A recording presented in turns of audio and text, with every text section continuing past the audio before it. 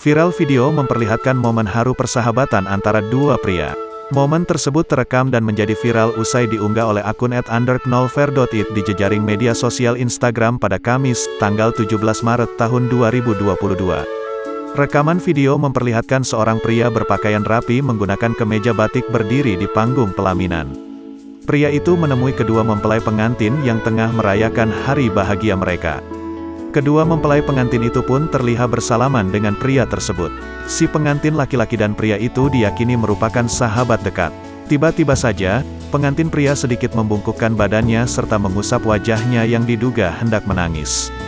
Melihat hal itu, temannya yang hadir langsung memukul si pengantin laki-laki dengan pelan dengan niat bercanda.